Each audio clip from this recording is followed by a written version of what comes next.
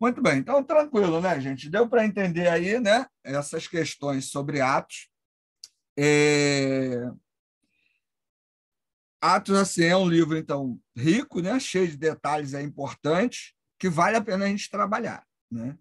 Lá na minha igreja, no culto da manhã, eu tô trabalhando alguns livros, né? Já trabalhei Coríntios, primeira e segunda, devo terminar a segunda agora, nesse domingo agora. E eu vou começar Atos, né? Estudar o livro de Atos lá com eles, que é legal, né? É legal trabalhar algumas temáticas, principalmente essas questões dogmáticas aí que eu falei, né? Bem lidas, né? Bem trabalhadas, acho que contribui bastante, vale a pena vocês depois dedicarem um tempinho aí ao estudo do livro de Atos, até porque ajuda a não ficar cometendo besteira, né? A gente vê muita gente falando besteira da igreja hoje, e o livro de Atos é muito tranquilo, né, em relação a essas questões aí. Bem, vamos lá. Tá. Então, tá. Esse aqui eu já li, né? Vamos para o terceiro slide. Data de Atos dos Apóstolos. Lembrando que a data, né, é sempre aquela questão, né? A gente não sabe muito bem, não tem exatidão, né, das datas, sempre teoria, né? Então, cada livro, cada autor vai estar apresentando uma teoria, então a gente tem uma ideia aqui, geral, mas as datas podem sempre mudar, né? Então, a data dessa obra dupla é matéria discutida. Alguns a colocam em 90 AD, lembrando que AD significa Anno Domini, né? Ano do Senhor, mas o peso da evidência parece nos favorecer uma data anterior, provavelmente não muito depois do último fato narrado em Atos. O livro de Atos termina com uma nota de triunfo, como já tantas vezes se tem feito notar. Paulo proclamando o evangelho em Roma, no coração do império, sem impedimento algum. Contudo, mesmo assim, não é fácil crer que Lucas nada mais dissesse quanto ao que aconteceu a Paulo mais tarde, se de fato escreveu após a morte do apóstolo. Parece também provável que ele escreveu antes de dois importantes acontecimentos: o grande incêndio de Roma, em 64, o Anno Domini, e seguindo da perseguição aos cristãos por Nero e a Guerra Judaica, em 66, 70, Anno Domini, que culminou na destruição de Jerusalém e no templo, o que se extinguiram o sacerdócio e o culto judaico. Gente, essa é uma questão que muita gente não se dá conta, né? Em 70 depois de Cristo, né? Vamos pensar aí naquela linha do tempo, né? A gente tem de 0 a 30 o nascimento de Jesus, certo? Nascimento, vida e morte de Jesus. De 30 em diante, a gente tem aí um intervalo. Em 50, eu tenho o primeiro texto do Novo Testamento, que é Tessalonicenses. De 50 para frente, começam a ser escritos os textos do nosso Novo Testamento. De 50 a 90, os textos tidos como canônicos.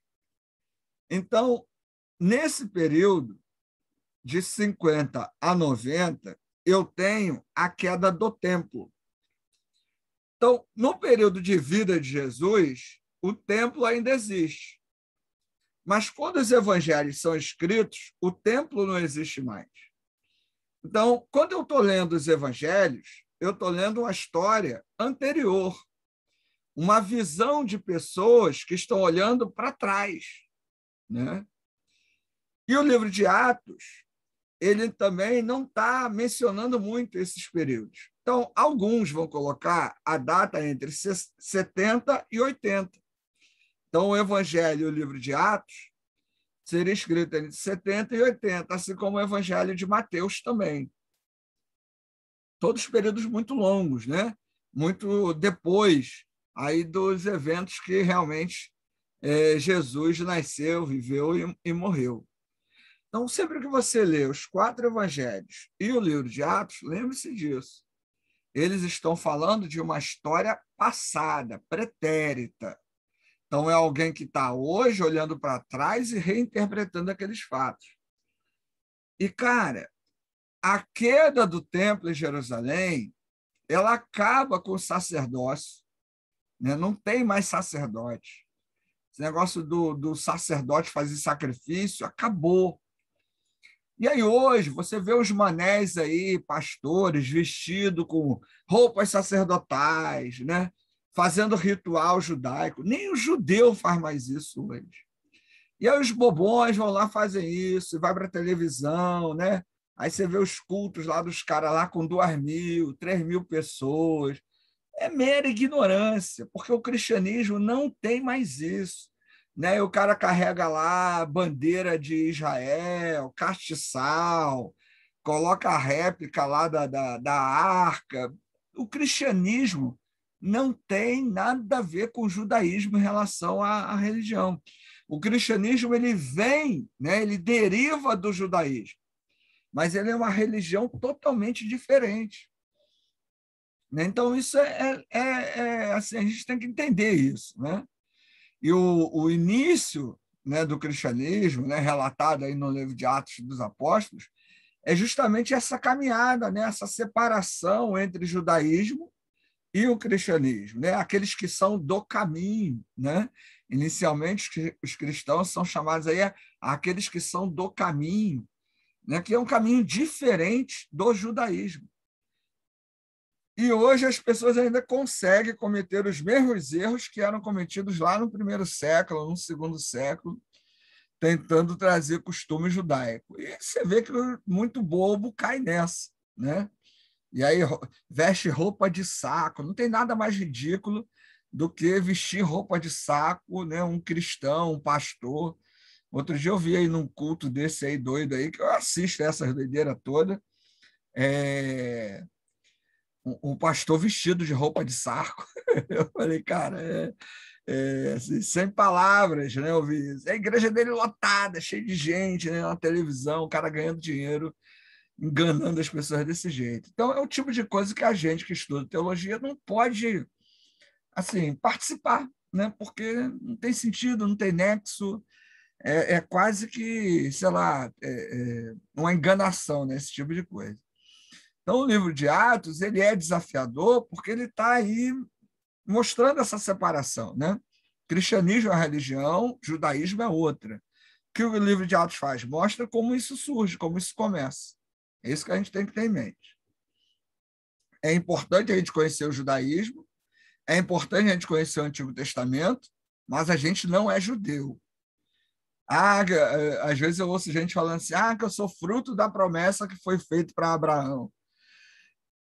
Cara, se você não é judeu, você não é fruto da promessa que foi feita para Abraão, porque a promessa foi feita para Abraão e para o judeu. Então, se você não é judeu, você não tem nada a ver com isso. Entendeu? Então, é muita bobeira, né? Vamos lá. É difícil pensar que a atmosfera de Atos fosse exatamente aquela que se retrata neste livro. Se ao tempo de sua redação esses eventos históricos já houvessem ocorrido, ao invés de ainda estarem no futuro, logo, no início do segundo século, os 4 evangelhos que até então haviam circulado separadamente começaram a aparecer juntos numa só coleção. Isto fez que se separassem as 2 partes da história de Lucas. A segunda parte logo começou a circular independente sob o título de Os Atos dos Apóstolos. Existe alguma evidência textual de que a separação das 2 partes motivou ligeira adaptação no final de Lucas e no começo de Atos. Possivelmente, por essa época, a primeira parte, Lucas, foi rematada com o acréscimo das palavras sendo elevado ao céu. Sendo elevado para o céu. O que naturalmente causou a adição das palavras foi elevado às alturas, em Atos 1, 2. Se isto é fato, algumas discrepâncias que têm sido notadas entre as 2 narrativas da ascensão, como vem em Lucas e em Atos, desaparecem, porque neste caso não teria havido nenhum registro deste fato no primeiro deles, no caso de Lucas. Essa é uma questão que a gente vai estudar posteriormente, é a questão das inserções, né? Nós temos variantes textuais no Novo Testamento. Deixa eu pegar um livro aqui para vocês. Calma aí.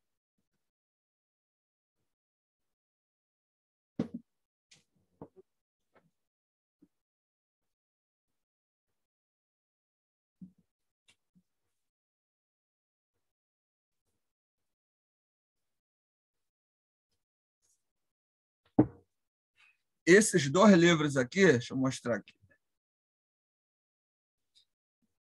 Esse aqui eu já tinha mostrado em algum momento, não sei se para vocês, acho que para vocês ainda não. Crítica Textual do Novo Testamento, do Wilson Parosh, e Variantes Textuais do Novo Testamento, da Sociedade Bíblica do Brasil. O que é uma variante textual? Você sabe que o Novo Testamento foi escrito em grego, mas esses textos não foram preservados de maneira adequada. Então, algumas partes, os copistas, o que eles faziam? Eles completavam. Então, eu tenho textos mais antigos que não têm pedaços de textos mais recentes. E aí, quando você lê na sua Bíblia, né, eu falei isso lá na aula de introdução à Bíblia, este texto não é encontrado nos manuscritos mais antigos. É esse tipo de coisa que está falando aí. Então, nesses dois livros aqui, você tem um estudo sobre essas questões das variantes textuais. Ricardo, quer alterar a palavra de Deus. Não cai nessa. A Bíblia, ela é um livro escrito por homens, né, por pessoas, quem sabe até mulheres, e é fruto do seu tempo, da sua época, né? Então, as variantes são recursos que foram usados para completar pensamentos, doutrinas, ideias, né? Depois, quando você, né, acabar a aula aqui, o que você faz? Vai lá em Lucas 2,14, vai no seu Google aí, né, no seu no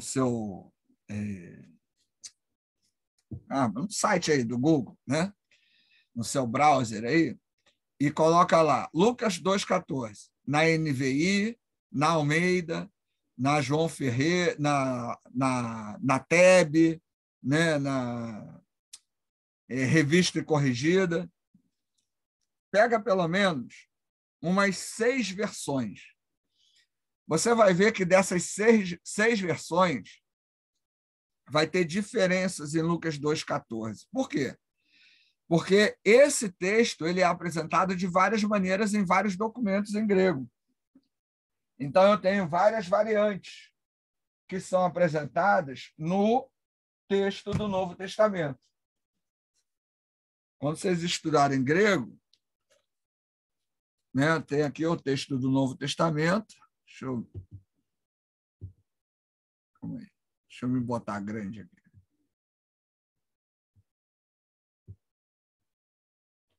Tem aqui o texto do Novo Testamento grego, certo? Embaixo aqui, isso aqui embaixo, são os documentos que formaram esses textos que estão aqui.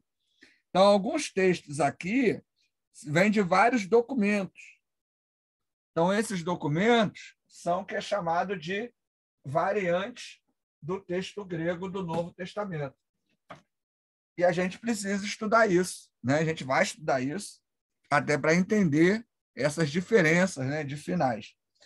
Esse documento aqui, esse livro aqui da Sociedade Bíblica, ele traz essas variantes.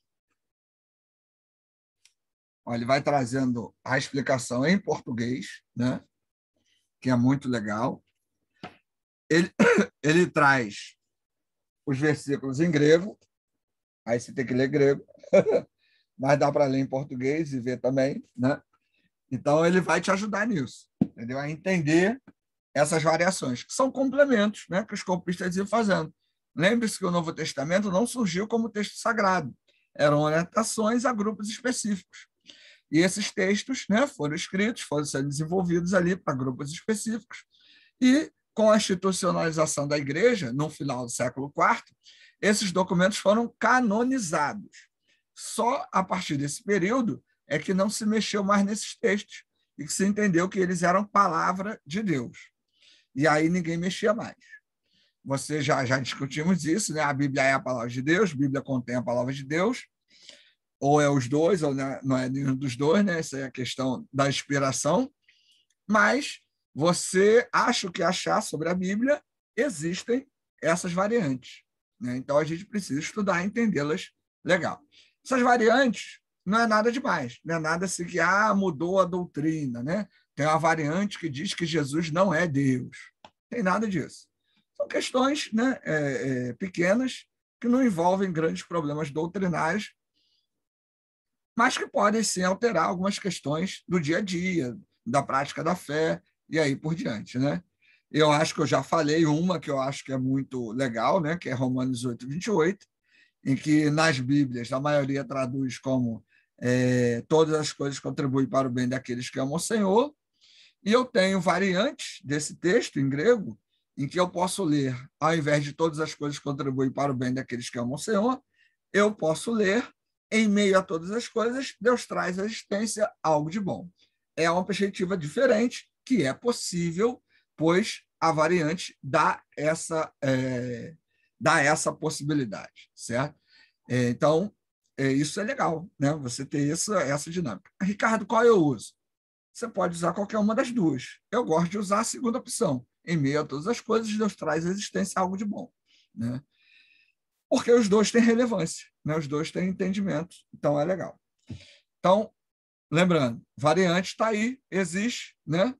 Não é uma artimanha do diabo para acabar com a Bíblia, né? Muita gente que acha nisso. Então, a gente que está estudando teologia precisa conhecer. Minha dica é: compre esse livrinho aqui, ó, Crítica Textual do Novo Testamento, que vai te ajudar. Tem em PDF aí, você acha ele na internet em PDF também. Se conseguir achar, então já vai dando a lida que vai te ajudar, beleza? Então vamos lá, seguindo.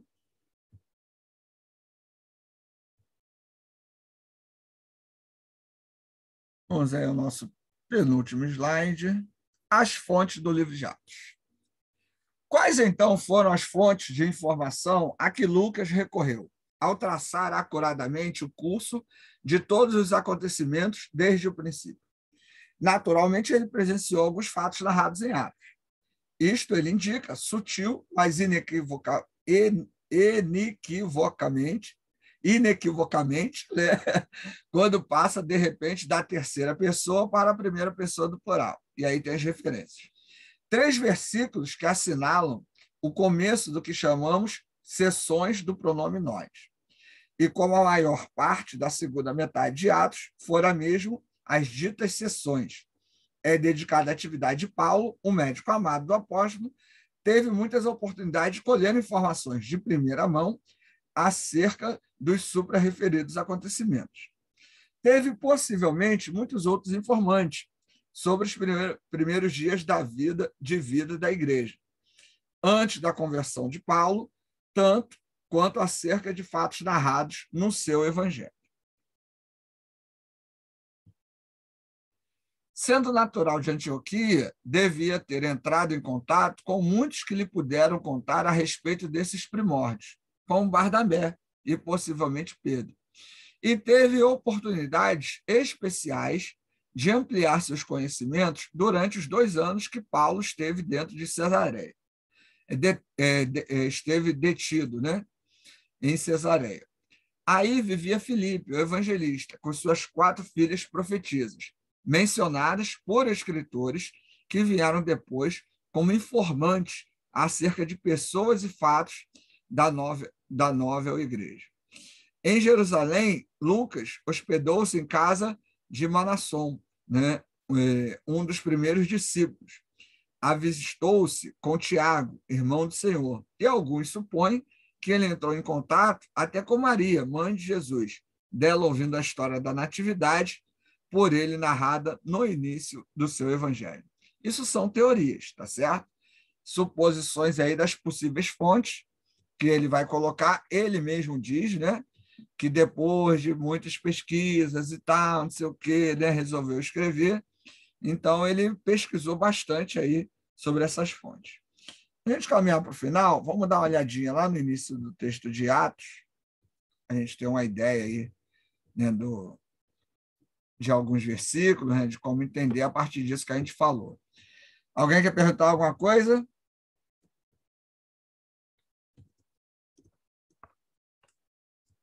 Não? Carregar a Bíblia aqui.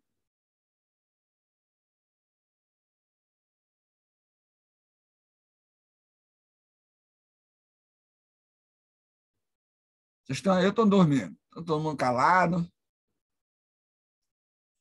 Estamos aqui, professor. Nós estamos acordados?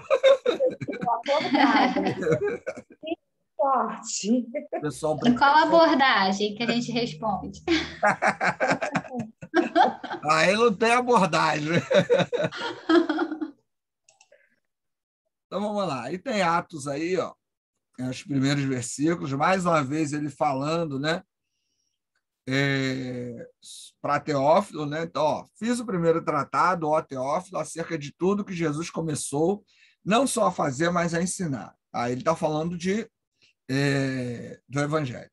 Até o dia que foi recebido em cima, depois de ter dado mandamentos pelo Espírito Santo aos apóstolos que escolheram, aos quais também, depois de ter padecido, se apresentou vivo, com muitas e infalíveis provas, sendo visto por eles por espaço de 40 dias, e falando das coisas concernentes ao reino de Deus. E estando com eles, determinou-lhes que não se ausentassem de Jerusalém, mas que esperassem a promessa do Pai, que disse a eles: de mim ouvis. Porque, na verdade... Ih, meu Deus, olha quem apareceu aí, a propaganda. Deixa eu tirar essa coisa horrível. Vou tapar aqui, ó. E disse a eles... Cadê? Até perdi aqui, ó. Vou ler o 5. Porque, na verdade, João batizou com água, mas vós sereis batizados com o Espírito Santo. Não muito depois desses dias. Aqueles, pois, que haviam reunido, perguntaram-lhe, dizendo: Senhor, restaurarás tu neste tempo o reino de Israel? Gente, uma coisa interessante sobre os discípulos de Jesus. Até a morte de Jesus, até a ressurreição de Jesus, os discípulos ainda não tinham entendido qual era de Jesus. Para os discípulos, Jesus era aquele Messias político, aquele rei prometido, que ia dominar o mundo, que ia, né, restaurar Israel novamente. Só que Jesus não faz nada disso e morre. Quando Jesus ressuscita e aparece para eles, aí ó, que eles acordam. É esse início de Atos que começa a dar, epa, agora entendemos o que ele faz, o que ele realmente falou. Por quê? Todos os evangelhos acabam na morte de Jesus, né? Na morte e ressurreição de Jesus. O livro de Atos começa com o cumprimento da promessa de que vem o Espírito Santo e daria poder aos apóstolos. Para quê? Para testemunhar de Jesus como Salvador. E é justamente nos primeiros capítulos que vem essa temática. Então, qual é olha só, o elemento motivador da igreja, gente, no início da igreja, é a ressurreição de Jesus. Essa palhaçada que a gente vê hoje. Quer milagre, quer prosperidade, quer vida boa, quer curar, quer isso, quer aquilo. Isso é a heresia, que não é de hoje, né, mas vem desde os primeiros séculos, porque a motivação da igreja, se é igreja, para dizer que a igreja é cristã, a motivação da pregação, a centralidade, tem que ser a pessoa de Jesus e a ressurreição da pessoa de Jesus. Olha o verso 7 e 8. E disse-lhes: não vos pertence saber os tempos ou as estações que o Pai estabeleceu pelo seu próprio poder. mas recebereis a virtude do Espírito Santo, que há de vir sobre vós, e ser-me-eis testemunhas, tanto em Jerusalém como em toda a Judéia e Samaria, e até aos confins da terra. Cara, a promessa vai receber o Espírito Santo. Para quê? Para ficar rico? Para ter dinheiro? Para ficar famoso? Não, para pregar. A ideia eu vou receber o Espírito Santo e vou pregar e testemunhar de Jesus. É para isso que serve. Ah, não, que eu quero ter vida melhor. Vai trabalhar, pô. Ah, que eu quero melhorar a minha saúde. Vai no médico, né? A ideia de fazer da igreja um local onde eu resolvo problemas não é de hoje, mas é uma inversão, uma inversão não, é uma subversão da mensagem cristã, porque nunca foi essa. A mensagem cristã sempre foi: Jesus ressuscitou. Eu tenho que acreditar nele, porque ele é o caminho para o céu. Ponto, acabou. O resto é o resto. Ah, eu quero dinheiro. Eu também quero dinheiro. Ah, eu quero saúde. Eu também quero saúde. Mas a Bíblia não ensina caminho para ter dinheiro e saúde, não. A Bíblia ensina caminho para ir para o céu. E o caminho é Jesus, que morreu e ressuscitou. Olha aí o poder do Espírito Santo, a virtude do Espírito Santo. O dunamis, o termo em grego dunamis, é potencialidade, capacidade. Eu estou recebendo uma potência, eu estou sendo potencializado a testemunhar. Essa é a questão. Eu não estou sendo capacitado para vencer o mundo, né? Ah, eu sou geração de vencedor. Não há nada mais idiota do que um cristão pregar esse tipo de coisa. Porque isso não é bíblico, isso não está no Novo Testamento. Você não vê nenhum personagem do Novo Testamento com esse discurso. Inclusive, todos os personagens do Novo Testamento que seguiram a Jesus, né, lembrando sempre isso, se deram mal, entre aspas, humanamente falando. Perderam família, ficaram pobres, foram mortos, perseguidos, torturados, presos, né? Ninguém ficou rico, famoso. Só hoje aí que esses pilantras ficam ricos e famosos pregando o Jesus que morreu na cruz. Coisa, cara, é tão ilógico isso, né, que dá vergonha, né, ver as pessoas falando isso. Mas você vê que o texto é claro aqui, ó, né? Recebereis a virtude do Espírito Santo, que há de vir sobre vós, e serão minhas testemunhas. Né? Testemunha de quê? Do Evangelho. Né? Desse Evangelho que salva, que leva para o céu. Qualquer outra coisa, além disso, gente, é pilantragem. Né? Então, a gente precisa ter cuidado com isso, né? Estar atento. A gente vai analisar outros textos, né? De Atos, né? Tentar perceber aí esse início. O que é importante, né? A gente vai ver principalmente o texto de Atos 2, numa outra aula, a gente vai analisar aí o texto de Atos 2, né? Essa questão com falar em línguas, né? O dom de línguas e o fenômeno que acontece em Atos 2. O que acontece em Atos 2 não é dom de línguas. O dom de línguas, que acontece em 1 Coríntios, de 10 a 14, é um outro fenômeno. O fenômeno de Atos 2 é um e o fenômeno de 1 Coríntios é outro. São coisas diferentes. A gente vai discutir isso numa outra aula, que hoje não dá mais tempo, né? E a gente vai trabalhar isso aí. Mas já adianto que o fenômeno em Atos 2 é a ideia de mostrar que a mensagem do Evangelho é universal, é para todos. Por isso que os apóstolos falam em aramaico e as pessoas entendiam no seu próprio idioma. Né? É diferente. É igual eu estar falando em inglês aqui e vocês estarem entendendo em português. Ou eu falar em hebraico ou em grego e vocês entenderem em português. Entendeu? Não é questão de tradução apenas. É eu falar no idioma diferente, você está entendendo no seu idioma. Esse é o fenômeno de Atos 2, que nada tem a ver com o fenômeno de 1 Coríntios 10 a 14. Gente, em termos de conteúdo, é isso que eu tinha para passar aí para vocês hoje. Perguntas, dúvidas, reclamações, vontade de dormir? Fala aí. Se não tiver mais nada a declarar, eu encerro a sessão de hoje. Tudo certo.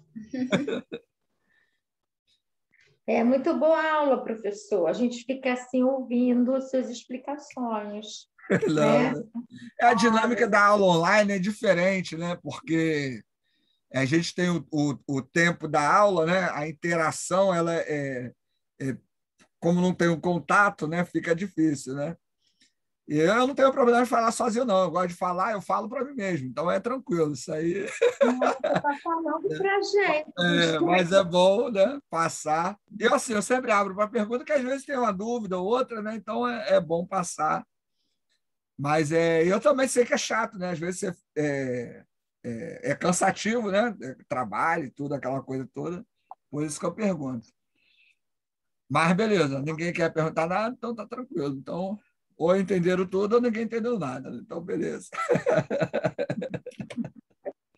Não, comprei. Então é isso, gente. Depois eu mando para vocês a aula gravada e a foto desses livros aí que eu mostrei hoje, tá? Que aí assim, você não é obrigado a comprar, mas é dica, né?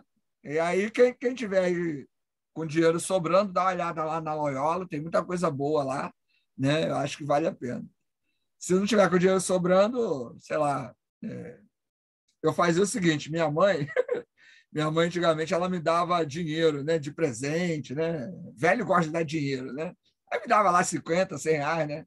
Aí para comprar sapato, eu sempre me vesti muito assim, eu não ligo para roupa, né? Não me preocupo muito com roupa. Aí minha mãe falava: você se veste mal, você é pastor, não sei o quê, toma o dinheiro para você comprar um sapato. Ela me dava 100 reais para comprar um sapato. Eu ia e comprava livro. Aí, no outro aniversário, toma 50 reais comprar camisa. Eu ia e comprava livro, né? Aí minha esposa foi e caguetou para ela.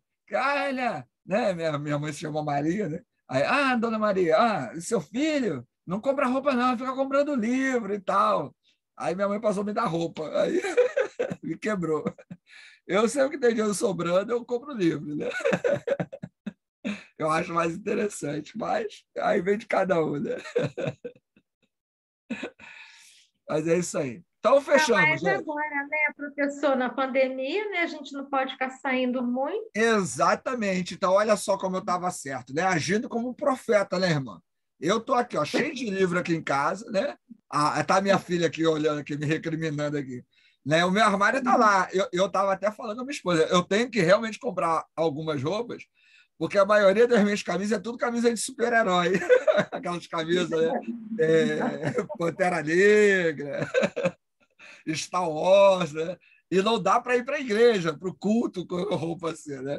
Então tem que comprar pelo menos as camisas fortes. Fica quieta, vai embora. Em cima da Vai estante embora.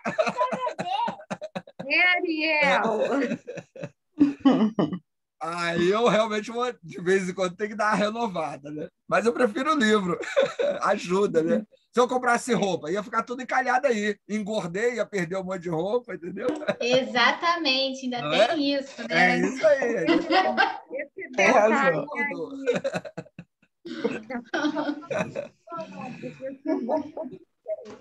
Eu aqui, inclusive.